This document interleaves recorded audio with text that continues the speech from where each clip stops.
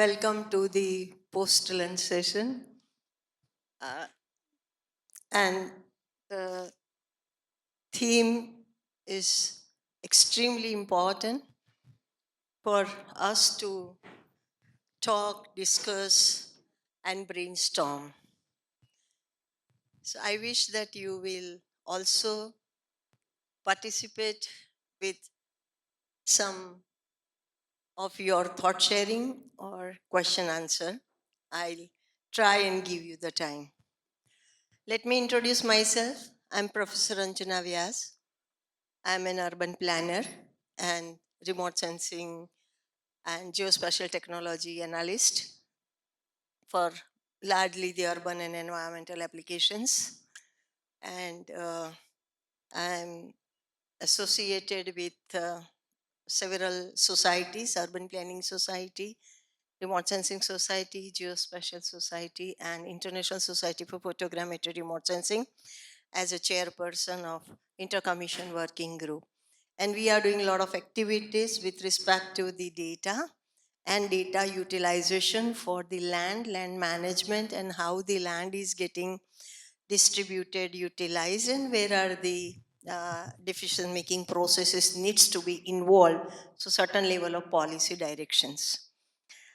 I'm happy to introduce my colleagues with me. Ritika, she will introduce herself when she will make her presentation. I have Rishika and Arshia. And all of us have some or the other level of experience in working with the urban or peri-urban or village settlements in way of natural resource conservation and the socio-cultural aspects of the people. Today's our symposia is talking about rural-urban transition. We are knowing that probably this word is almost millions time has been used, that urbanization is taking place at a very rapid rate of growth, and today it is 57% of urban people living in urban areas, and in 2050 it is World Bank is estimating that almost 67% will be urban residents. That means from now to 2050, there are 3 billion people are going to add to the population. And the statistics mentions that they are largely going to in Africa and Asian continents. Having this thing known about the kind of process and progress happening about the urban areas, we see that there are manifold issues are generating. I'm not talking about due to urbanization, but on the peri-urban areas. The peri-urban areas are getting used, encroached, or been having some kind of utilization of a different nature than it was supposed to happening till date as a cultural or social or economic aspects of those. When we talk about commons, basically what we concentrate on the land, water body, grassland, forest land, and other areas which are commonly used for the human mankind for the purposes of those. There are tangible commons and non-tangible commons. Tangible commons, what I've talked about, is water body or farmland, grassland, etc. Wherein intangible commons are basically culture, heritage, and the knowledge of the people. We can talk about a lot. Given time, we should be restricting about what we are talking in terms of this ecological, economic, and social purposes or the aspects of the use of this particular land or the areas. Now, suburban expansion is mounting the issues and problems of rural planning. Essentially, we talk urban or suburban is just the neighboring land, neighboring area, which we mean that the administrative boundary and beyond. But what is happening to the other area which has a main core understanding about the value, land prices. And due to those land prices, the transactions are taking place for different purposes and it goes to the private sector. We see that those are all farmhouses or golf course or such kind of activity. Where are those we try to figure out are the lower income group housing? Are we also looking from that perspective or not? Is also a point to be understood.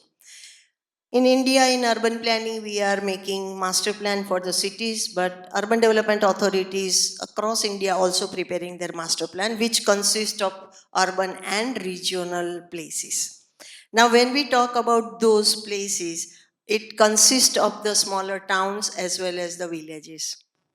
The villages, when we talk about, are captured or the land is being sold or procured for these townships and other aspects. They are not having the knowledge when they get huge amount of money what to do with that, and then it just gets spent in shorter period of time and they neither able to get the property generated nor able to get the skill generated nor able to get the education, and the cycle remains the same.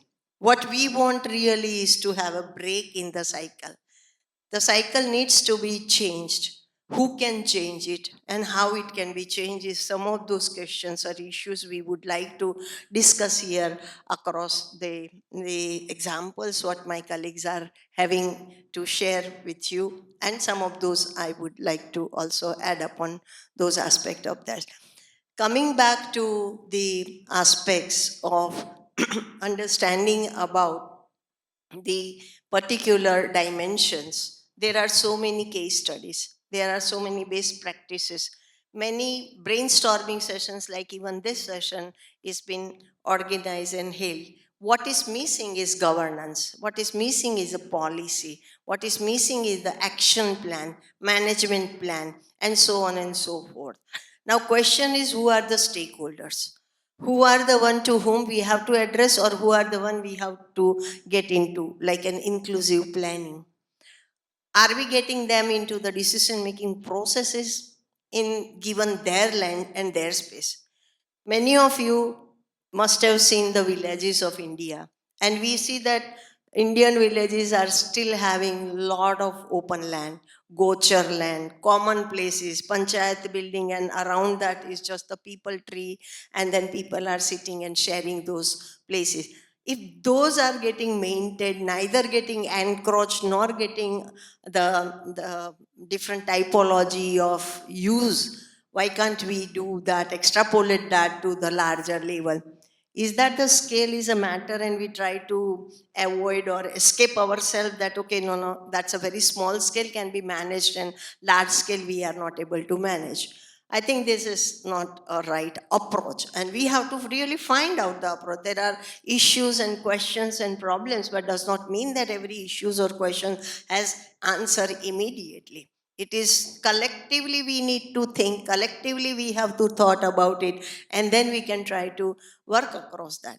Urban area, when we talk about, there are water bodies, okay, and majority of the water bodies are getting encroached first by the lower income community and then by builders, and things happens and we talk about urban flood or etc. Right now I'm not talking about those problems, but I'm talking about the land which is getting used for the purpose then the other purpose, and that creates a lot of environmental, ecological, and other aspect of those community and other community. Ahmedabad city has made a very nice approach to that, and what they did is that they have linked the lakes, like 100 lakes they linked with the help of stormwater drainage, and first time they fill with the rainfall as well as the stormwater, and then let it remains all the time the water there.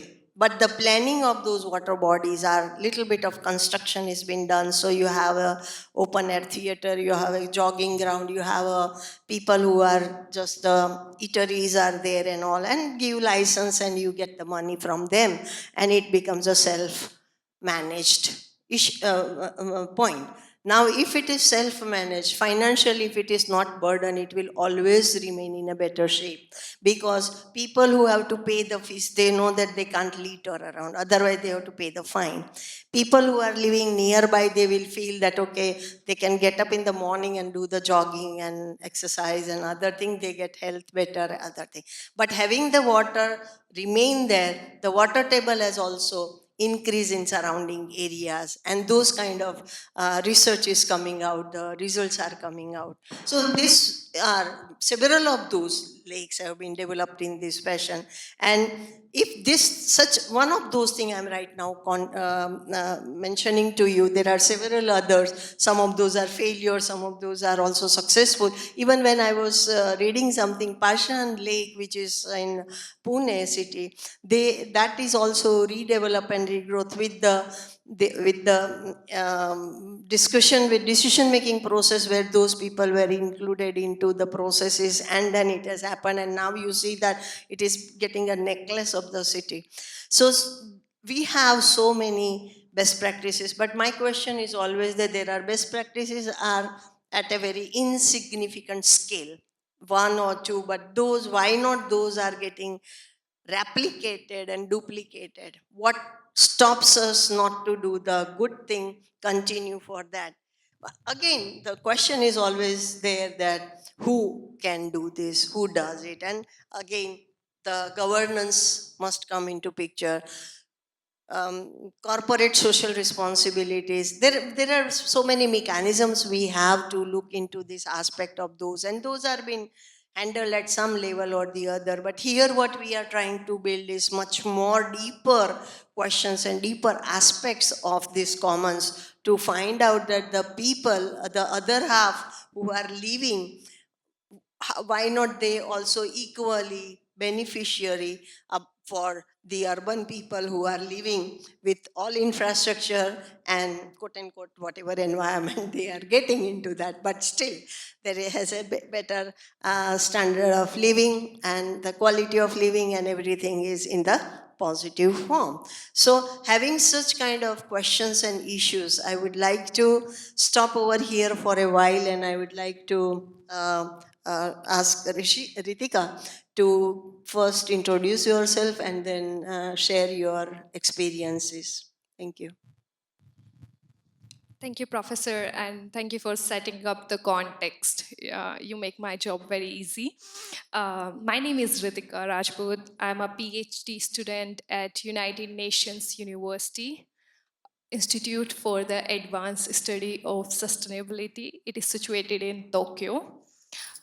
So, what I'm going to do right now is to walk you through two specific examples from India and anchored this discussion into some materiality and the reality and the empirics that I have documented through my work. Okay, so while I'm talking about two cases, I will be first speaking about Delhi. And it's not the normal Delhi we usually talk about, but I will be speaking about rural Delhi that we rarely, get familiar with, because whenever we have slum issues and these issues that we normally talk about Delhi, right?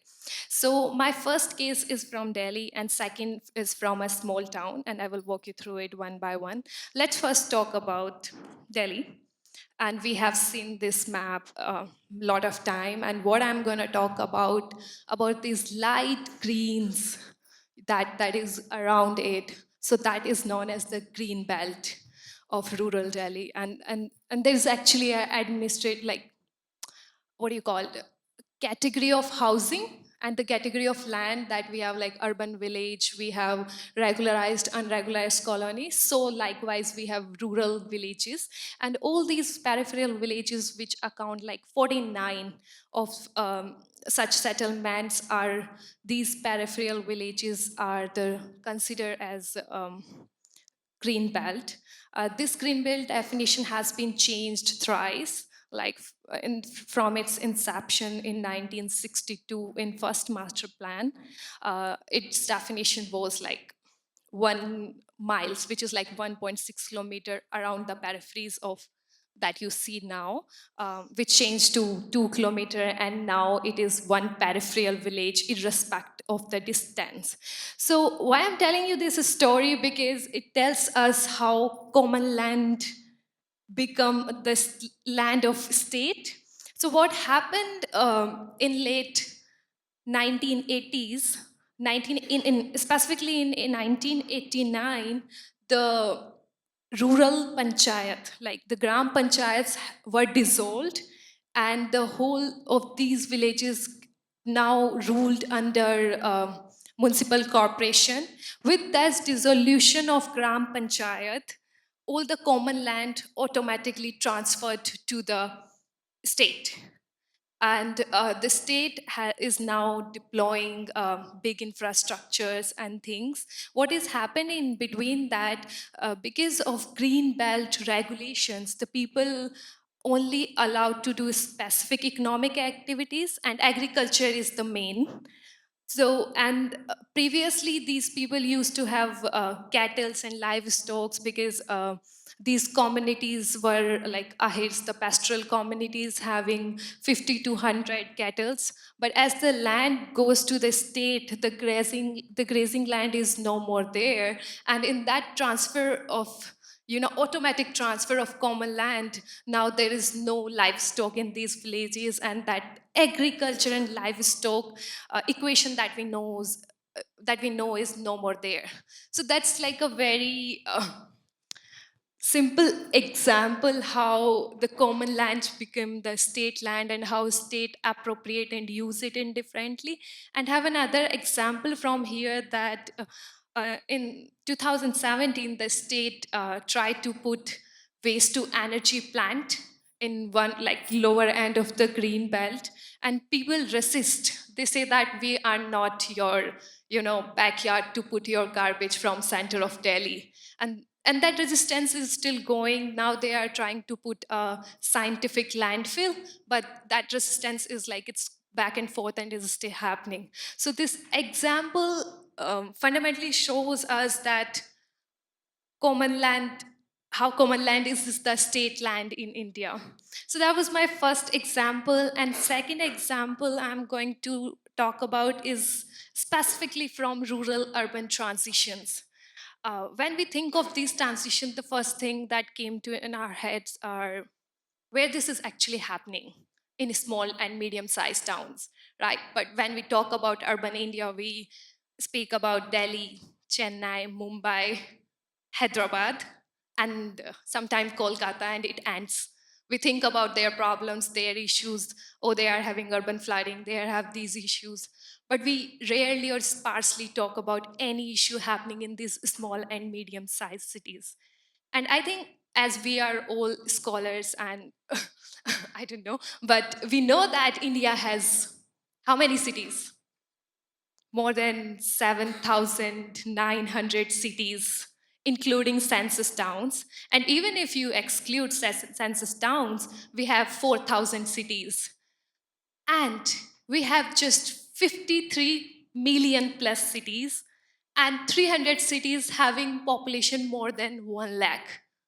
So, what are we talking about when we're talking about urban? 5 urban centers. What is about these rest of these cities, like these thousands of cities that we never talk about, that we never think of having a master plan, that we never think to envision about these transitions and these stories? So, I'm going to tell you about a small town in Bihar, and many of us would have heard its name. It's Bodh Gaya. Bodh Gaya is situated in the Gaya district. It is a small town. It is the place where Buddha got enlightened, and it is also a World Heritage Site. So it's sort of like a global city with uh, a different locality that I will be talking about. I have this map down there. having the rivers, and you can see Ganga, Falgu, and there are other seasonal rivers like Niranjana and Mohana. So why I'm giving you this context is to look at this map, and we can see that South Bihar is situated like uh, like it's there's a slope. There's the South Bihar and there's the North Bihar. There's like a valley, and this part of South Bihar is known for its traditional irrigation system that's called Ahar Pine. And ahar pine is pine ahars are not like tanks in South India. They are fundamentally the agricultural land, and pines are the channels which connecting them to these seasonal rivers. And I give you so that's how it looks in this picture. So there are agriculture fields which are ahars, and these are the pines. But as I'm talking about Bodh Gaya, and in the last 2 decades, the town has been witnessing haphazard urbanization, fundamentally because of tourism. And if I give you a number, last year 2.3 million tourists inflow has like this town has witnessed, and there are more than 150 hotels and monasteries in there to cater these touristic demands. But what is happening in there, that this traditional shared knowledge that has been there for like 5,000 years, it is first documented in Arthashastra, like Kautilya's Arthashastra.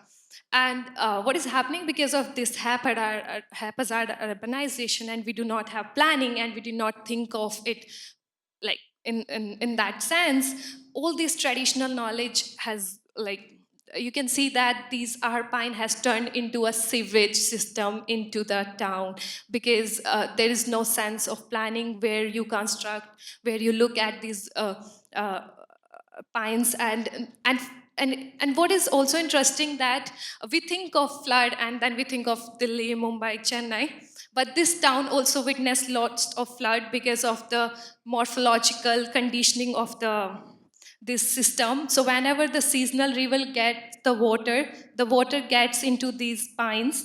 But as these pines are now the sewerage channels, so the sewerage water get backs with the more water, and it creates the issue of water logging and urban flooding. So, so these two cases where I'm talking about land and this tacit or intacit knowledge that has been like these common resources are facing the brunt of the urbanization that we are facing. So that was like my opening to these two cases, and later on we can speak about it. Thank you. Bit of time taking place from the rural areas to urban area, and the typology of problems which occurs is with respect to largely the natural resources and the cultural heritage. So these are the two prominent point you have brought out in your presentations. And I would like to ask you, maybe you can think about or find out, have you come across some kind of solutions into this aspect other than the physical planning, or other than the kind of thing like small best practices happens in your observation has come across, or something where they really want to retain their own culture or own space and not allowing people like Chipko, right? We had those things. Even in, once again I quote that in city of Ahmedabad where I belong to, so I have a lot of things to talk about that. But around the Gujarat University, the area was widening, roads were widening, and then there are nicely, beautifully planted trees, big trees were there, and so trees has to be removed. Okay, otherwise the road cannot be. And every student stood across the trees and they didn't allow. So it continued for 10 years, non-expansion of the road, but they can have another road which can link to this, and not having the wider road because the trees are not happening. So some such kind of awareness and the action are really very important, and those kind needs to be also published widely, meaning to say that word to mouth, people should know more and more about such kind of thing, especially young generation, especially the scientists who are also looking after the different, from the different perspective, the land utilization, disaster, and kind of other riverfront changing, and those activities, they are also somewhere they have certain level of inputs to that. So maybe once Rishika, are you okay? Yeah, yeah, yeah. Okay, Rishika finishes, maybe you can try to give an answer to. I have a mic here. Yeah. Hello, everyone. I'm Rishika, and I represent the Peri-Urban Initiative, which is a open network of researchers under the umbrella of the Indo-German Center for Sustainability at IIT Madras. And we kind of tend to focus on the out of focus areas around cities, and because we think that the next phase of planetary urbanization is actually around the peri-urban, and it is beyond the borders of the traditional administrative boundaries of cities. And these landscapes, uh, the peri-urban landscapes, as we see from the example of south coastal Chennai, have these eclectic uh, features, even geographically, but also have even more a number of occupants that have inhabited it. And it's generally the space where the boundaries and the definitions of what is rural and what is urban blur. And that kind of presents us with both challenges and opportunities in the face of urbanization, globalization, and environmental change. And at the Peri-Urban Initiative, we tend to kind of explore how peri-urbanization interacts with these other phenomena, especially around environmental changes in the, and we study this at multiple scales, from the local to the global. And we kind of insist that we should not stick to fixed definitions of administrative boundaries, but also adapt a very dynamic lens when we are looking at co-designing any of the sustainability pathways, in trying to empower communities in the peri-urban for any equitable transitions. And yeah, so and when we apply this dynamic lens in defining the peri-urban, we do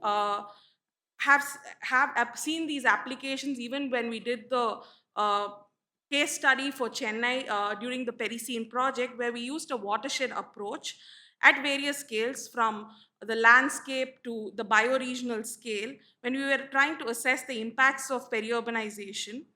And it also helps us in treating it as a fluid and evolving interface, and in trying to engage across different kinds of stakeholders at various scales, along with fostering these cross collaborations between the scales. And we would then be able to even think of any cohesive or resilient frameworks for the diverse needs that are occurring at these different scales of governance patterns.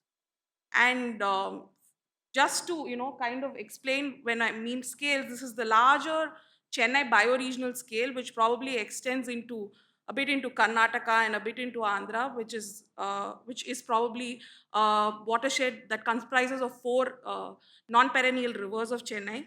But it's also dotted by numerous water bodies or cascading tanks that kind of dot this landscape.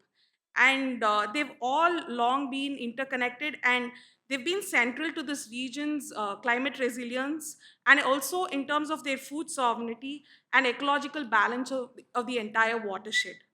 And right now, with the urbanization pressures, we've seen numerous issues of them being left to like changes in their land use, and into occupants, but also a lot of them have lost relevance in terms of the common usage by the peri-urbanizing villages especially. So when we envisaged an agroecological pathway, where we kind of thought about the if these regions could actually act as food sovereign spaces for the Chennai bioregion, and if there could be a local food system that can evolve to meet the city's nutritional needs per se. And I know, as we can see, even with a fraction of using a fraction of the land, that if it can be brought under any form of climate resilient foodscapes, it could easily feed the city and the larger bioregion as well. And however, this also requires reimagining your existing food system, uh, uh, landscape especially, and in terms of thinking about alternate supply chains and governance mechanisms that foster the stewardship with the local communities, the local landless. It could even be like self-help group driven FPO systems as alternate marketing channels. So it is that is when the locals have the need that arises from these waterscapes, that they will also look towards maintaining the ecological sanctity of these water bodies. And we kind of started looking at it from trying to implement a small pilot in the Sri Perambur catchment along in a Dalit hamlet within this taluk. And it is a small but a significant the significant kind of pilot, because this particular hamlet has about 12 water bodies that have been lost to the peri-urbanization. The villages have lost connect to their water bodies, and they're almost all of them are in unrecognizable state. Like, you can see maybe just one or two actually having some water in it. So and to give you a tale about this village, I think it's better you hear it from one of those villagers, because it's a hamlet that has been slipped from the nets of the so-called development that this region has been incurred upon when it was trying to develop into a satellite town or as an industrial hub. எங்கள் ஊரில் பார்த்தீங்கன்னா 25-30 வருஷத்துக்கு முன்னாடி விவசாயம் அவ்வளோ ஒரு சிறப்பாக இருக்கும், நல்லாயிருக்கும். மெயின் ரோட்லேயே பார்த்தீங்கன்னா புளிய மரங்கள் எல்லாம் லைன்லேயே சூப்பராக இருக்கும், நிழலாக இருக்கும், அந்த மாதிரி இருக்கும். இப்போ வந்து அந்த மாதிரி எங்கள் ஊரில் ஒரு விவசாயமும் இல்லை, எதுவுமே இல்லை. ஏன்னு பார்த்தீங்கன்னா தண்ணி பத்தலை. தண்ணி பத்தாமல் அதான் நீர் பற்றாக்குறையால் பாதி பேர் விவசாயம் பண்ணுறதே விட்டாங்க. அதுக்கப்புறம் அவங்களுக்கு தண்ணி இல்லாதனால நம்மளால் விவசாயம் பண்ண முடியலன்ட்டு லேண்டை விற்றுட்டு கம்பெனி வேலைக்கு போக ஆரம்பிச்சிட்டாங்க.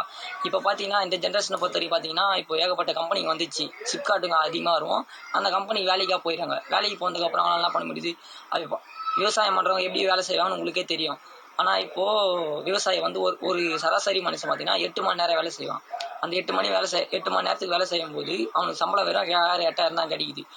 அதுவும் இல்லாமல் இப்போ பார்த்தீங்கன்னா இப்போது ஒரு லோக்கல் ஆளுங்க யார் இருந்தாலுமே இப்போ லோக்கல் ஆளுங்களை எடுத்துட்டு, அதுவும் விவசாயிங்க வந்து வேலை செய்யும்போது எப்படி செய்கிறாங்கன்னா, இப்போ கம்பெனிக்கு போய் செய்கிறாங்கன்னு வச்சிங்கன்னா, அந்த வேலை செய்யும்போது கான்ட்ராக்டில் தான் வேலை செய்கிறாங்க, கண்டி ஒரு பெனிஃபிட்டாக யாரும் வேலை செய்யலை, அவங்க கம்பெனி ஸ்டாப் ஆகவும் இல்லை. ஏன்னு பார்த்தீங்கன்னா இப்போ நல்லா வட இந்தியர்கள் நிறைய பேர் வந்துட்டாங்க. இந்த வட இந்தியர்கள் வந்ததுனால தமிழ் ஆளுங்களை பாதி பேரை நிறுத்திட்டாங்க வேலை விட்டு. அவங்களுக்கு நல்ல ஒரு இது கிடைக்கிறது இல்லை, சம்பளமும் இல்லை, எதுவும் இல்லை. ஏன்னு பார்த்தீங்கன்னா கொடுக்குற சேலரி வாங்குறான் இந்திக்காரனுங்க, போடுற சாப்பாடை சாப்பிட்றாங்க. ஆனால் தமிழ் ஆளுங்க விவசாயிங்க என்ன பண்ணுறாங்க, கேள்வி கேட்குறாங்க, ஏன் எனக்கு நான் இவ்வளோ வேலை செய்கிறேன், எனக்கு ஏன் சம்பளம் தர மாட்டேன்னு கேள்வி கேட்குறாங்க. அதனால் பார்த்தீங்கன்னா வேலை விட்டு நிறுத்திடுறாங்க. இப்போ பத்தாததுக்கு இண்டஸ்ட்ரியில் வேறு நிறையா வந்துச்சு, அதனால் பாதி பேருக்கு வேலை கிடையில. இப்போ ரியல் எஸ்டேட் வேறு பண்ண ஆரம்பிச்சிட்டாங்க. ரியல் எஸ்டேட்டு அது என்ன பண்ணுறாங்க, நம்மக்கிட்ட விவசாயமாக பண்ண முடியலன்றதுக்கோசம் லேண்டை கூறு போட்டு விற்று அதில் வர காசு வச்சு அவங்க ஃபேமிலியை ரன் பண்ணுறாங்க. ஸோ இப்போ எப்படி பார்த்தீங்கன்னா விவசாயமே இல்லை. இப்போது இதை பார்த்து நிறைய பேர் விவசாயம் பண்ணுறதுக்கு ஹெல்ப்ஃபுல் பண்ணிங்கன்னா நல்லாயிருக்கும். இதோட முடிச்சுக்கிறேன், நன்றி. Just to kind of yeah, just to kind of summarize what he was trying to say, that his community has all the traditional livelihoods in their community have been eroded with the whole urbanization processes that have happened there, and the resulting environmental degradation, where the local tank per se has been cut off from the channel that brings water from the local tank there has been cut off, and that has affected the irrigation to the fields drastically. And but it has also led to them not actually translating into other alternate livelihoods, right, within the factories or anything, because it's also been a prejudiced community, and it has kind of reinforced the social unrest within the community. And despite a lot of them having these like the necessary qualifications to kind of acquire these jobs, it has been, like a situation where they have not been able to actually translate into meaningful livelihoods. But also this kind of situations put us, in trying to understand that we should also look at, inclusive just transitions whenever we look at changing land use, or trying to bring in urbanization policies or any interventions for that matter. And sorry, it is in this context that we kind of looked into, if we could develop a nutritional security model in the commons of one of the tank systems within the community. And we kind of looked at an urban gardening initiative where the stewardship is rests with the local self-help groups that live around the pond, and they not only meet the nutritional needs of those families, but there's also additional incomes that they've gotten from the excess produce. And there is then the added responsibility that they take in kind of maintaining the water body from the supplementary incomes as well. And these initiatives are kind of this was another initiative that we did in terms of trying to reconnect children in this landscape with the wilderness, and in rewilding the spaces. But these are all very small initiatives that when needed to upscale require policy innovation. And one of the key aspects of trying to do any kind of adaptive policy making is that we'll have to recognize the multiscalar governance networks that are needed to exist to foster any kind of such cross-scale interactions. And they span from also incorporating the non-state policy actors within these networks to actively participate in the policy making processes. And they span from local communities to regional and national level actors with civil society, with other engaging the industry, and the associated with these food systems, along with your other researchers as well. And they do need to come together if we had to actively manage the peri-urban areas. And this is kind of the current water governance actors that the state and different state government departments for managing water governance within Chennai. And you look at the number of players, you can't even like count, there's so many. And it's all polycentric governance. It is, you have multi-level where you have state, local, and national legislations, and also like multi-type where it's all overlapping, but it's also very fragmented and people are working in silos, as well as each units do have specific roles, which also leads to certain gaps. Nobody knows where certain phenomena, nobody knows who is actually governing that. And it kind of creates a very uncoordinated methodology for decision making. And especially in when already we don't know what is peri-urban, it kind of just doubles up the risk. And it leaves a lot of the communities in the peri-urban to degradation and neglect, and encroachments that actively take place because there's multiple land use patterns that happen. And when we are talking about collectivizing intelligence and you collaborating for co-evolutionary systems, we should also look at maybe some concrete examples where we have probably a nodal agency, not necessarily from the state, but it could also originate from there, that looks at coordinating these efforts. And yeah, I'm almost done. Coordinating these efforts to protect the commons, as well as in kind of fostering the dialogue without undermining any local democratic institution, but also in bringing these state and non-state actors to actually talk together and have policies that reflect on the realities of these local communities. And yeah, and that is how I think we can move forward to any just a sustainable transitions in the period. Thank you. Thank you, Sorry. Rishika. You have brought the issue basically on the people who are depriving, and they were having the age old system or since long, but it didn't sustain because of certain things. And sustainable development, whatever we are talking about, is slowly diluting with respect to just the happening and things like that. I also have one more point to add with respect to that. Most of the time, we seek for somebody else to help policy, government, corporate sector, so on and so forth. But one more important point is also added is a public participation.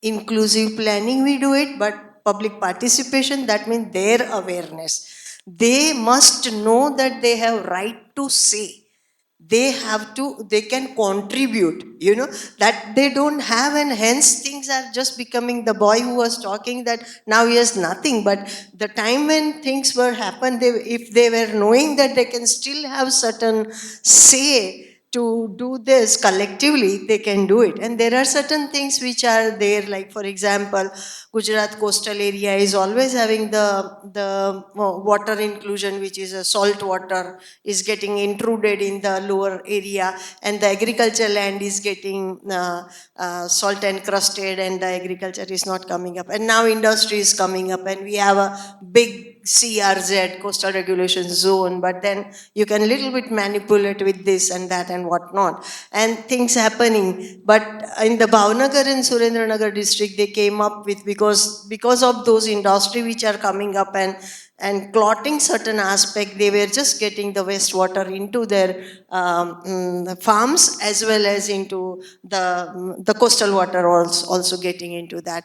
They went to find out, obviously they have some even local people who are knowledgeable help them, and they went to space application center ISRO in Ahmedabad, and then they say हमारे लिए कुछ करो आप, हमको पुराना क्या था वो दिखाओ, आज का क्या है वो दिखाओ. So see the changes between two, and we would able to do it. I don't know how they got this idea, but then those document, which is a satellite imagery, has then become very judicious. Now court of law is accepting that satellite imagery can help you what was there and now what is happening. Are you manipulating with CRZ, or things are worsening ecologically or things like that. So one more point is also we have to really think about is that make them understand that they are also human being and they can contribute in decision making processes, and they can, because they are the sufferer, or they are the one who are just getting benefit, or like externalities of whatever in positive or negative manner. Yeah. So may I ask Arshia that you give your own thoughts and your experiences towards this rural-urban transition, and maybe the urban commons, if you think about, you have a great level of experience or working on that. Thank you, Arshia. Good afternoon. I am an architect and urban designer. I run a small design and research practice, Studio Maqam, based in Hyderabad. The title of my talk is Neoliberal Spatial Transformation in Hyderabad, using the example of Neopolis, which is a suburban development, and Usman Sagar, which is a water reservoir, in the suburban periphery of Hyderabad, to bring out the contradiction between economy and ecology. This work is supported by Question of Cities and CANSA to report on climate change and cities. This is a small section of my work which I did, and the approach to my work has been to shift the gaze from effects of climate change to the cause of climate change. Credit where due, thanks to Naveen and FES for this opportunity. To set the context, for far too long, for far too long we have been told that cities are engines of economic growth. Economic growth will sustain development, which is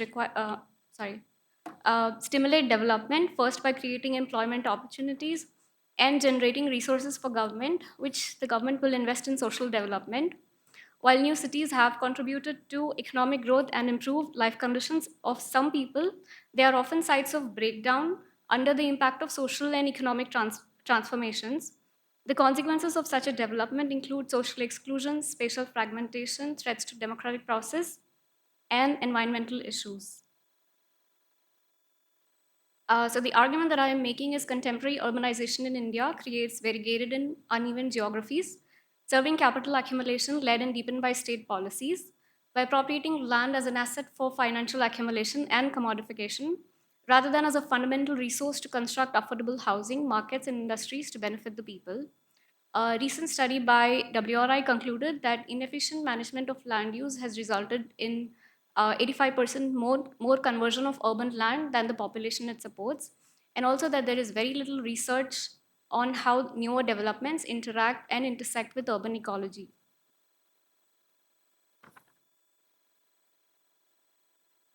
What is the meaning of neoliberalism? Um, Here I use Noel Castrie's condensed model to understand neoliberalization through his three P's, which is philosophy, program, and practice. As a philosophy, it is an enforced worldview of individual liberty and right, which will be extended and intensified through market by the state. As a program, it is a set of values, not just of liberalization, privatization, and marketization, but also re regulation towards market oriented policies, um, civil society that serves as a shadow state, self sufficient and self governing individuals and communities, and market proxies in public sectors. As a practice, it puts philosophy and program into work by setting policies. For example, macroeconomics of taxation, macroeconomic policies of taxation, inflation, borrowing, etc., setting industrial and business policies, labor market policies, social policies, which are oriented towards workforce rather than welfare, law and order policies, education and training policies, governance policies, etc. While neoliberal ideals never mention natural resources or non-human world, the rise of environmental crises began with the success of neoliberalization. And to achieve sustained economic growth, a new rationale had to be developed. Here I again use Noel Castrie's concept to understand how environment gets co-opted into economy, which he terms as economic fix. The first fix is economy, and economy contradiction can be bridged or overcome by integrating non-human world into the market, basically through privatization. Free market environmentalism that conserves resources and ecosystems by allowing them to be privatized and marketized. The second fix is extending the nature into the commodification without any eco-friendly motives.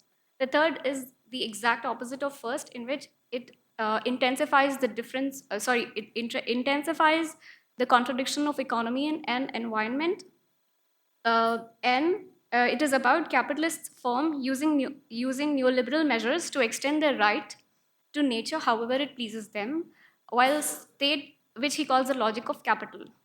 While the state cannot just be a spectator and has to do something, what it does is what he calls offloading, which is shifting the responsibility to civil sector institutions like NGOs, charities, philanthropies, etc., and adopting a minimal state stance for itself.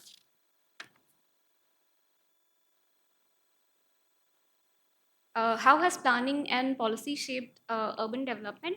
The current planning practice reveals a radical shift towards a city-centric development aligned to the neoliberal paradigm of 1990s and the adoption of new economic policy of 1990, which also necessitated the 74th Amendment, which is devolution of powers to local urban governance bodies. While it has done that, it has actually given more power to state and development authority rather than the municipal authorities to decide the future and fate of the cities.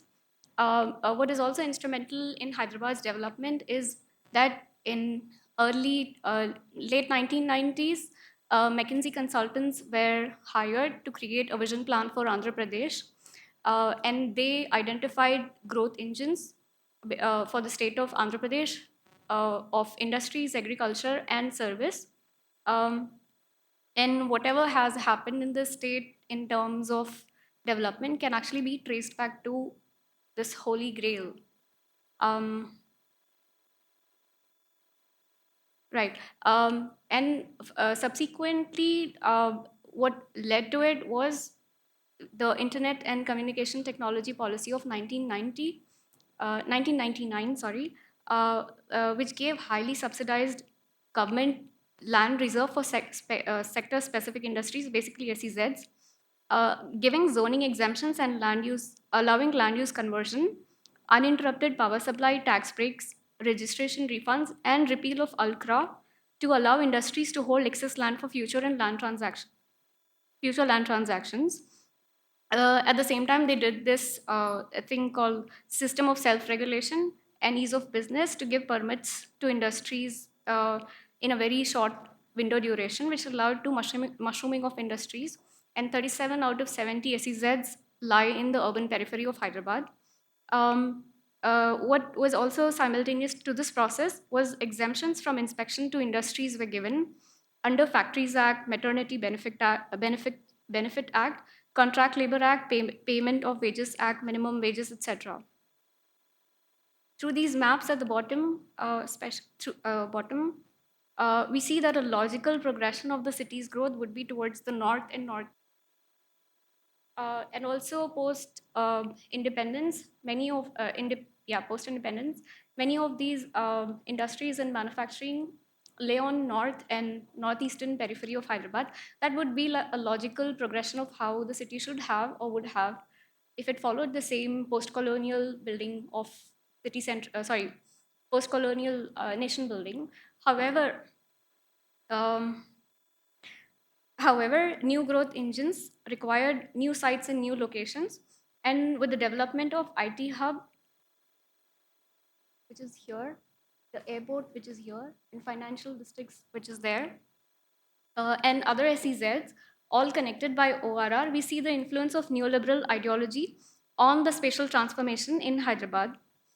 Between these two is a proposed map of 1970s with the same logic of an outer ring road, but only this time it is to control urban expansion, save peri-urban areas, but at the same time create multiple towns and towns around it, all connected by the ORR. So you have a city as a market and towns as a center of production. Multi-nuclei planning, basically, sorry. To put the policies in practice, the first master plan for in ITSEZ was Secunderabad. This that one. And later the bigger one, which is the Airport Development Authority Master Plan, this later became the de facto way to plan unregulated growth of certain areas and ensure development of infrastructure to attract foreign investments.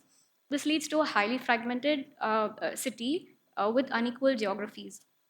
Today, Hyderabad is governed by five different master plans, and it has 5 subsequent development authorities. Even when plans exist, there is no finance, legal, or administrative powers to enforce master plans, which differ from special urban development authorities like the Cyberabad or the Airport Development Authority or the Hyderabad Growth Corridor Limited, which is 1 kilometer on both sides of the ORR, which becomes another authority. Because they have special controls in high and get managerial inputs. Why Neopolis? Because Neopolis is symptomatic of what has happened in the last 30 years in Hyderabad, and it is in terms of whether be the different cities or smaller sub-cities which are getting created, whether be it high-tech city, fab city, pharma city, financial district, airport city, etc. But it is also coming at a juncture where there are proposals to create an economic development plan for Hyderabad with a vision for 2050, and it just intensifies the same contradiction between ecology and environment. Time. I'm on 5 more minutes. Neopolis is a greenfield site in the western periphery of Hyderabad, which is a 533-acre greenfield development designed as a next central business district with 9 million square feet of workspace, creating employment for 5 people in the next decade. Its location and importance are basically because how it relates to the other cities which are created. In August last year, the Development Authority conducted a digital auction for sale of these lands. and 1 acre was sold at 100 crore, which set a land price, highest land price in Hyderabad so far, which meant that Hyderabad's urban development trajectory is on par with what the state expects it to be. Land as a critical resource for development, uh, uh, IT and real estate uh, as a core segment of the city's contribution to the state GDP. Uh, the Neopolis is also uh, uh, promoted as benchmark, a benchmark of sustainable development through how it is planned, with basically a walk to work concept. However, to improve attractiveness to for the developers, they have removed all regulations. So there are no height restrictions, there are no FSI restrictions, and the state indulges in creating car-centric infrastructure to create like an image of the city in an international architectural style. This serves two purposes. First, by directing IT and ITS towards southern western periphery in the plan that they have already, which inflates land prices all in that direction, and creating a dramatic skyline in the image of a global city driven by speculative urbanism.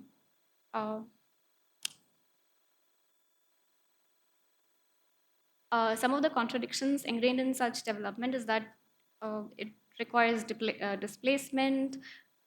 It creates the state just acts like a land bank, and there's a very concerted effort by the government to create a marketing and advertising tool through which they say, okay, we're learning from Cyberabad floods which happened in October 2020. We're going to solve those problems. But basically, what it does is place promotion, and the destruction of landscape can also be seen. And the practice of architecture and planning, which is supposed to be a creative process, becomes a destructive, especially because the kind of technology it uses in destroying the Deccan landscape. Uh, so what are some of the environmental contradictions of Neopolis? Is Neopolis lies on the full tank level of the Usman Sagar Reservoir in the western fringe of Hyderabad. A precondition to the auction was that uh, these lands had to be declared to be encumbrance free, and the state had to eventually win, by extension, a 15-year-long legal battle over land title. And also, it required the revoking of protective measures which save the lake and its catchment through Geo Triple One. The Geo Triple One protected 132,000 acres of combined catchment areas of the two reservoir, the national forest area between them, and also 84 villages. It also prohibits the building of industries within 10-kilometer top and bottom radius of the upstream and downstream, and 500 meters of the full tank level to keep pollution-free lakes. Uh, so the reservoirs function not just as a water supplying resource for the city, but also prevent flood. They also have agricultural and livelihoods attached to that. But now that the water is water for the city, because the city is expanded so much, and the lifestyles have changed and the industries have changed, which led to the creation of capital intensive projects from where the water, which is basically creation of new dams, and then thermal power plants to actually draw the water so that the water can be supplied. So basically, it's just an investment in projects which the other side of it is a digital certification system, which means that the process to get any building permission within the city that is through a single window, that is one, and that the timeline has been reduced so much that if that process is not done by the town and country planning department, it is assumed that the builders have the permission ready with them. On the flip side, on the flip side, building. Ashia, you may have to stop now. Okay, right, fine. There are proposals for Disneyland-like park in the vicinity of Usman Sagar, and there are cycling infrastructure already being made, and there's a highly concretized park which is already being built, which is a step towards privatization, which brings to my conclusion. The logic of neoliberal economy is focused on city developed primarily for economic purposes, with the state being an active participant in this process. Therefore, the solution lies in shifting the policy framework that governs urbanization and new development in India. Thank you. Thank you, Arshia. Sorry to stop you in between because time is very important for us to keep in um, uh, required pace. Arshia has given us a different dimension of urban planning, urban development, and how the physical planning can take place and has taken place with considering certain aspects of water body or environment and other things, and how those processes are happening with respect to the certification. So, ease of the people to get their own credential or their own utilization for that purposes and all. We have been listening to Rishika and Ritika also. Rishika has brought very complex kind of a one governance structure, and then I had a really question about that. How so many of those governance structure, connected structure for one department or relevant department, and how do they take care of the correspondence and communication? How does it impact on both decision making processes? Maybe budget and all is not our this session's point, but more with respect to the how the people are involved in the decision making processes. And likewise, when you have 148 places to go for one certification or something like that, for those people who are not aware about their own property rights and other things, you have any quick answer to that? No, that is probably the core of the problem, that that each of these departments, while they have very intricate functions, they also have the missing middle. So there are things that slip through, and most of the time there's a lot of confusion in jurisdiction, just like how most of these departments are also confused about who's governing the commons in the peri-urban, whether it is the nagar panchayat system, or does it come under the town planning authority, or and it's the same thing when it comes to even the water bodies, right? So a lot of the water bodies we've seen in Sri Perumbadur are associated with the temple tanks, and then you have another added layer of the temple endowment boards also that come in.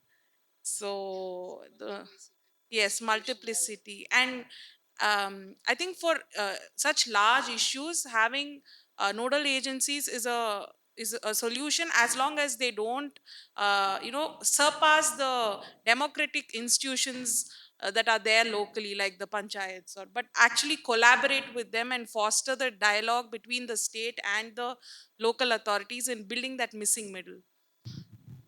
Thank you. Before I go to you, I would request to the floor, if you have any questions or query or something to share, please raise your hands. So, answering your question about some initiative or the best practices that we can notice there. So, I want to share something very interesting. Actually, two things. So, let me begin first thing. So, I showed you Niranjana. Like, Niranjana is one of the pious river for Buddhists as well as for Hindus, and it is a tributary to Falgu, which is again a pious and important river in Hinduism. I don't know how many of you know, but there's something called Namami Niranjana Abhiyan notified in like this year February 2024, and this got like recognized by the like obviously notified by the central government, and it this like behind the I want to tell you what how it has become what it is now. There is something called Niranjana River Recharge Mission going on for the last 3 years, and they have been working in like South Bihar and Jharkhand for originating these ahar and pines with other body systems, where communities are coming together with these initiatives and understanding the significance of this traditional knowledge for the people and for this particular region, which is surprisingly semi-arid area but produces the highest paddy growing region in India, just because of this traditional knowledge that we have. And so this is like the one example where people are coming together and bringing change on land. The second example is quite tricky, but I really want to bring here to the conscious of people that Bodh Gaya was a JNNURM city in 2005, like under the, like they have A, B, C categories of the city, and under the C category, Bodh Gaya got JNNURM status. And there was a master plan, like city development plan happened for the city by HUDCO, an organization, a national organization in Delhi. And they had the provision to create buffer around the Mahabodhi temple, like the main temple where Buddha got enlightened. And that buffer zone is like 0.5 kilometer around the temple that ideally has no construction. And there was like a huge resistance by the people and these monasteries and hotels which are under that periphery. And there was a resistance against the local government, but that case went to Patna High Court. And the Patna High Court gave it verdict in 2010 by saying that कि तुम दिल्ली में बैठ के बोध गया का plan नहीं बना सकते. I mean, that's like normally happen if you haven't visited a site and you cannot see that 0.5 kilometer, like 500 meter, is 99% built. You cannot ask people and come and then evict for the sake of a heritage site. So that's like sort of resistance happen, like you go to court. That's how it happened in our country. So that's unfortunate, but that's things happen in this way. Um, Talking about commons, like we have been talking about commons for so long, and on the last 3 days, what I've understood so far, that we need to bring commons in our consciousness, and that consciousness begins from us as individuals, as society, and then gets into the planning and like all the policy making things. Thank you. Thank you. Anybody? Okay, I think it must be very simple to understand, uh, or you have something which you think it may be easier, or maybe the day is ending, whatever is the one. But thank you for being here with us. I have one more point to be talk here right now for just a minute or so, which is like we are talking about ICT. Couple of slides you find in that ICT, that is information and communication technology. People are talking about, there was a session on data marketing of the data, etc. I mean, database marketing in this during the course of sessions and all, which I happened to attend. And what is those things, why we are ignoring those things, that for example that there are informations and there are data, and how those data can be put either onto the spatial framework, which is called geographical information systems, and that is another thing is to have the credentiality of the data, which means that that can be accessible to the people. If we start writing, and if I am telling every one of you to give me 5 good example, whichever you are talking about, I think you will give not 5 but 15 of those, because every one of you know. But if we compile those things, we have 5,000 probably, if we go a little beyond. And where are those, how they are missing, is one of the important aspect of that. Every time we talk about is natural resources and land. Okay, both are I mean, scarce in nature. We cannot create or we cannot generate. So how do we play around within the given spectrum of time? If you are a student, you know linear programming, you do something in the condition 1 and condition 2, you are able to manage those things. If you are special analyst, you can talk about that. Okay, I can do AI and ML and I can able to do that. If you are remote sensing and GIS person, you say I will create a map, and there are certain things which are already there, pre, post, and you can even predict for the future what's going to happen in the given period of time, where we can help these authorities to prepare the master plan or future plans about the people who are really dependent upon commons, like people who are living in forest area, people who are living in the city area where the water bodies are there, or they have no land but still they have to survive, etc., etc. Though we call in urban areas slums, but when we go across the suburban area, they are not slums. Basically, they are lower income group housing colonies. Okay, and then how we can even take care of them? So here we are not putting a point about the kind of judiciary aspect of that, whether why they have encroached and what has happened, or why they are looking into this and all. If the same question, then it can also go to the government or industry or any other stakeholders about it. So here what we have to talk, I take from Ritika, is that we have to build the ecosystem for the commons.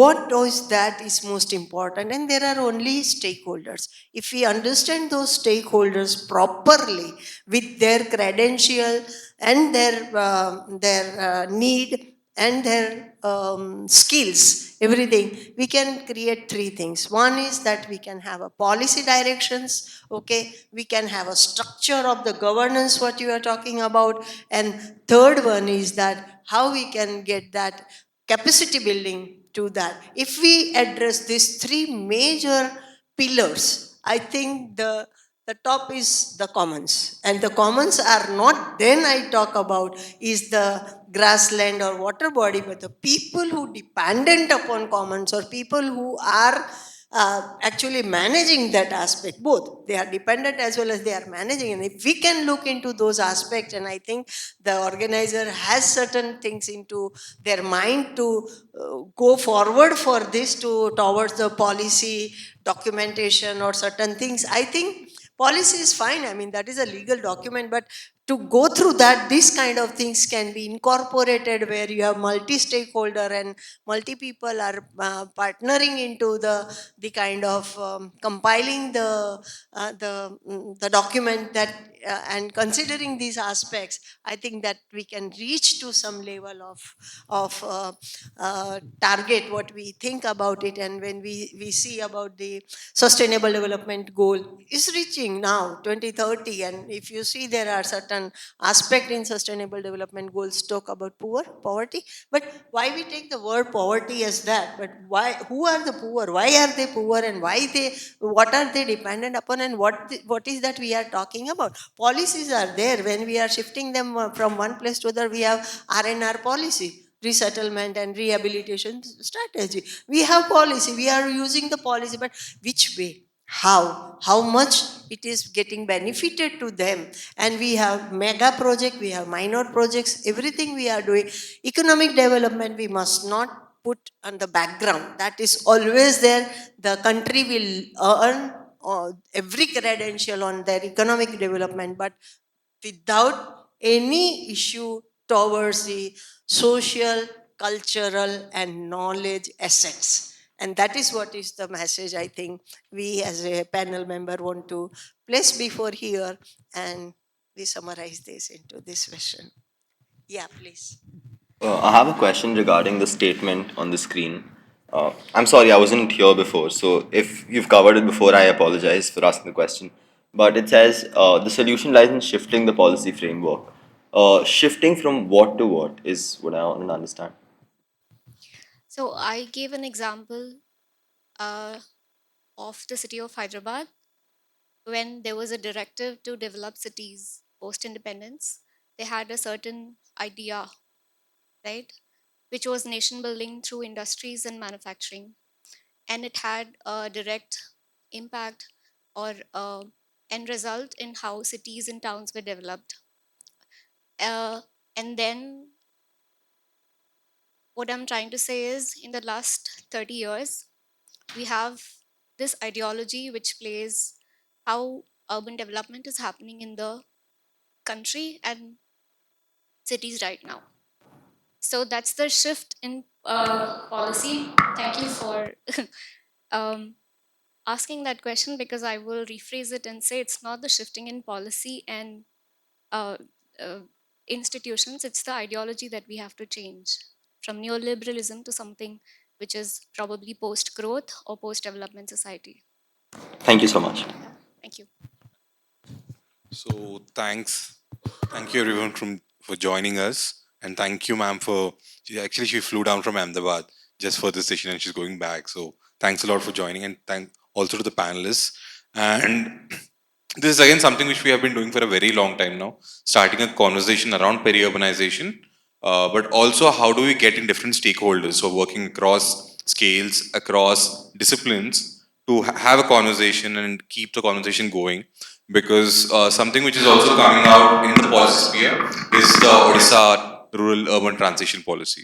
So that is also helping us work on how we can work with communities in the peri-urban sites and peri-urban areas to map or chart their own trajectories. And this is one of those efforts we're trying to do. So thank you everyone, and thank you for joining us as well. Yeah.